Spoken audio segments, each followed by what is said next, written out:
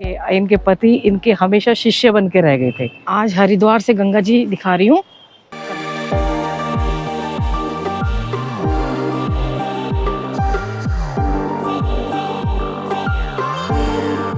Mummy papa चल दिए, जाना था लेट, 9 बजे का टाइम था और फिर 7 बजे वो ड्राइवर पहुंच गया सपना के यहाँ पे, वहाँ से वो गाड़ी लेके जाएगा।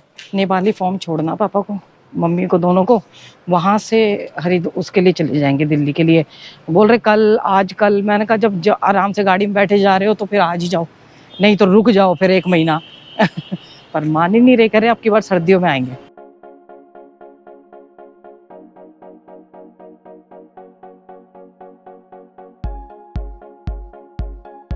मम्मी और पापा कह रहे थे कल जाना है और कल बस में। मैंने कहा आज जब गाड़ी जा रही है तो फिर आज जाओ या फिर रुक जाओ। यही बात है ना, जल्दी लग रही है। मैंने कहा मेरा पैर ठीक हुआ अब जल्दी है, कभी कुछ होने से पहले आ जियो।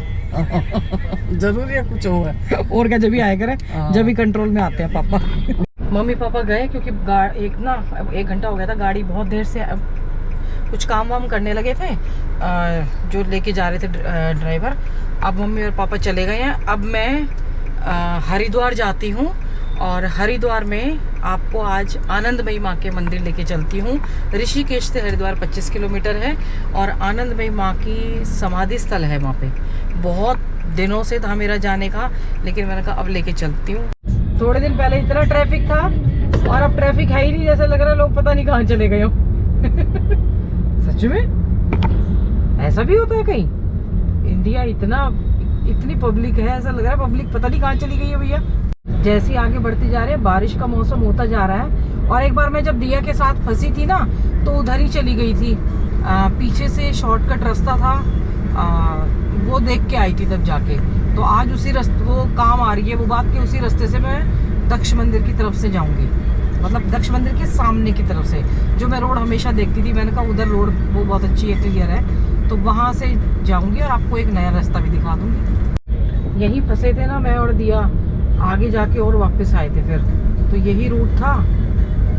और ये बहुत साफ सुथरा रूट है, ऐसा लग रहा है ना हरिद्वार में। देखो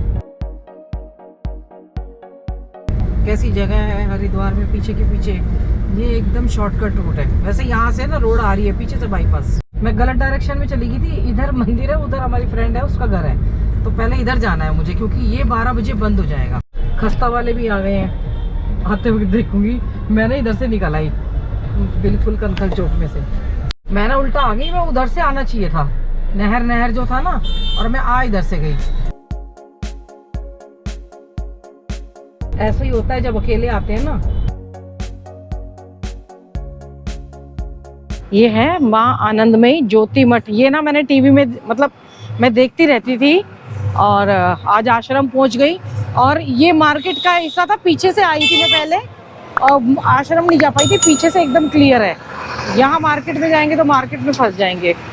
जूते आते ही उतारने हैं बाहर ना। इधर जो ध्यान साधना करते हैं, और वैसे काफी लोग जानते होंगे, माँ आनंदमयी महाज्योति पीठम। आपको बताऊं, हमारी पूर्व स्वर्गीय प्रधानमंत्री इंदिरा गांधी जी भी बहुत आती थी इनके पास, बहुत मानती थी। और अंदर जाती हूँ, थोड़ी देर ध्यान साधना करके फिर इनके विषय में पूरी बना।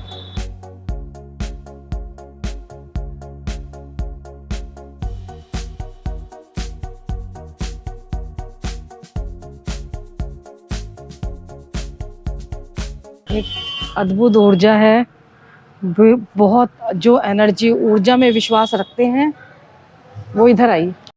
ये यज्ञशाला है।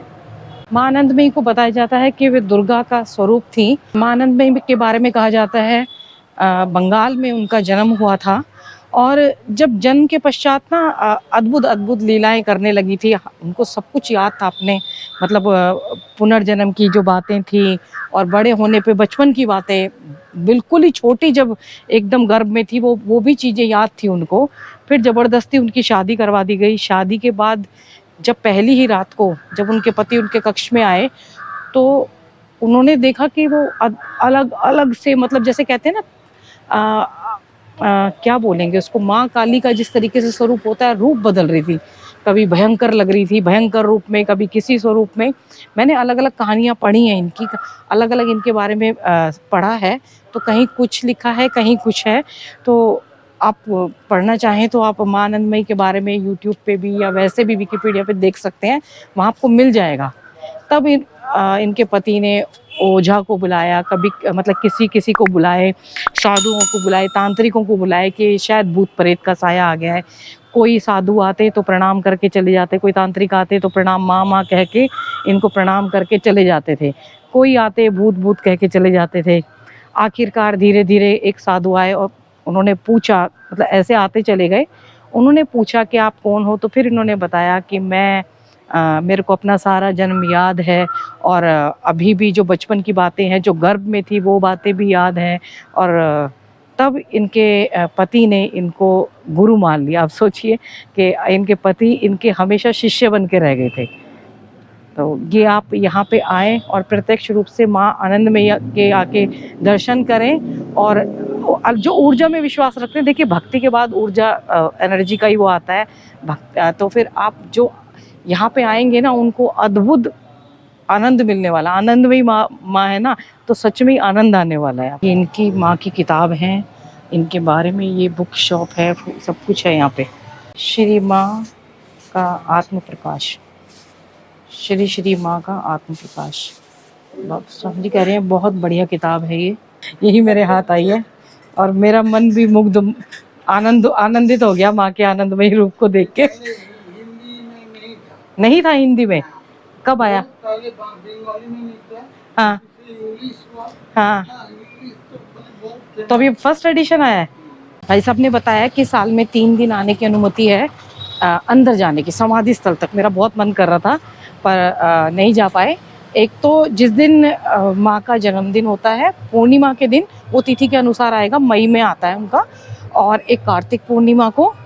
एक और बताया उन्होंने कि आप इसमें सब लिखा होगा, कह रहे आप इससे पढ़ के और फिर डिसाइड कर लेना। दशहरे वाले दिन शाम को जो 9 देवियों वाला आता है ना, जो भी आएगा उसको शाम को है, पूरा कीर्तन होता है, बहुत बढ़िया भजन संध्या आरती होती है।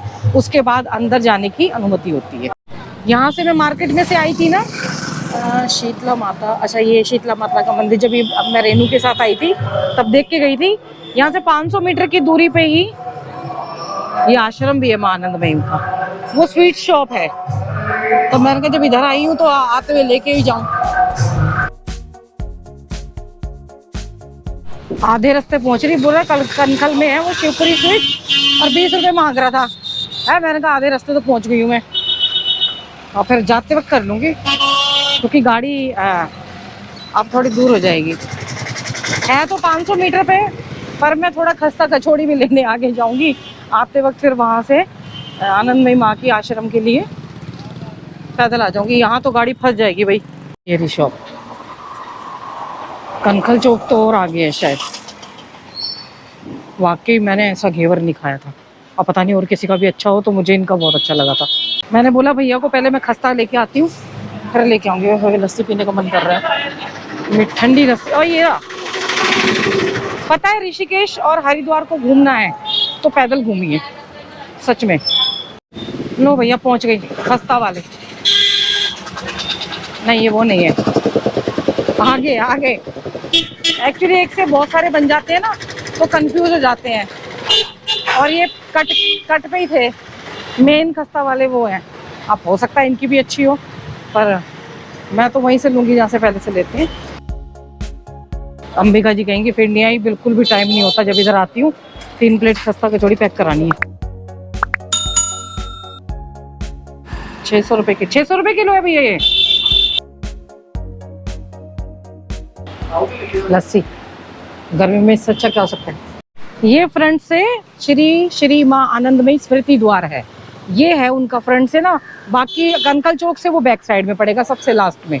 भाई साहब मिल गए हैं, भाई साहब ने पहचान लिया कि कहाँ से आप घूमने आए हैं? हम दिल्ली से ही हैं, हरिद्वार में काम करते हैं। अच्छा हरिद्वार में काम करते हैं, अच्छा जी ठीक है जी, बढ़िया। देखा मन अभी मैंने, हाँ मैं आज आनंदमयी माँ के आश्रम गई। अच्छा जी, मैं ना बिल्कुल ठीक आई थी, आ रही थी जब पहले कह रही थी ना, मैं गलत आ गई और वो एक कट था, मैं वापस उधर की तरफ चली गई, और जबकि पहली बार में ही बिल्कुल ठीक आ रही थी, और सब उल्टा पुल्टा हो गया।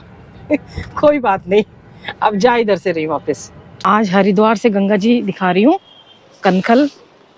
वो सामने ना मेरा इधर आने का बड़ा मन करता था, और अभी मैं इधर से ही जा रही हूँ। देखो, ओहो हो, देखा इस टाइम गंगा जी सब जगह से भर भर के चल रही हैं, यहाँ भी। लेकिन घाट खाली पड़े हैं, अभी लोग कम आ रहे हैं, बहुत कम आ रहे हैं। पता, डर का माहौल भी हो गया है। कहते हैं कि न्यूज़ चैनल ये दिखा रहे हैं, न्यूज़ चैनल ना बहुत ज़्यादा अति दिखा रहे हैं। अब ऐसी अति की वो है नहीं यहाँ पे। ये देखिए,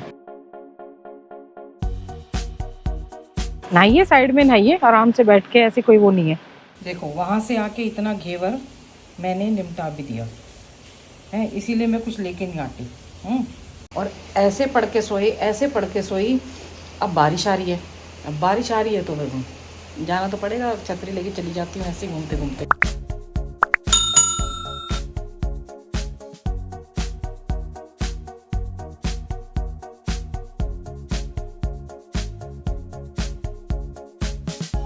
सब लोग देखो वहाँ छुपे बैठे हुए हैं, वहाँ काफी लोगों का सहारा है ये इकलौता।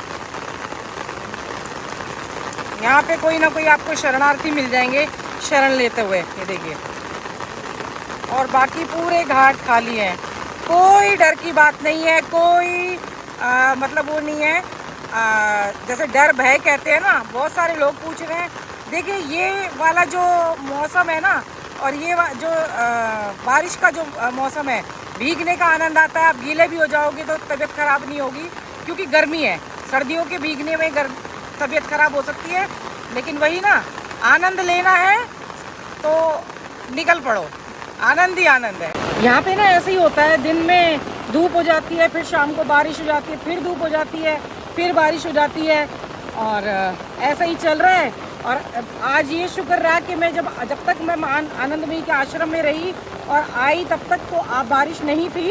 अब आती भी तो गाड़ी में होती तो इतना फ़र्क नहीं पड़ता, लेकिन बहुत आनंद आया सच में। जब आप ऊर्जा में विश्वास करते हैं तो आपको ऊर्जा, क्या कहते हैं, फील होती है, उसका आभास होता है। एक बार आप ज़रूर जाइए आनंदमयी माँ के आश्रम में, और उनका जो चेहरा है ना, जो उनकी मुस्कुराती हुई वो पता है, इतनी तेज़ बारिश हो रही है, ये छतरी बीच में तो कहीं फटी हुई है, तो उसमें से पानी भी आ रहा है। मतलब भगवान जी मेरे को पहले से ही स्नान करवा रहे हैं। तो आप ज़रूर जाइए और वहाँ जाके दर्शन कीजिए, आपको आनंद ही आनंद आएगा सच में। आपको ऐसा लगेगा कि आप, मतलब उनका जो चेहरा है ना, आपकी आंखों के आगे से नहीं हटेगा। एक बार ज़रूर जाएं आनंदमयी माँ के आश्रम में।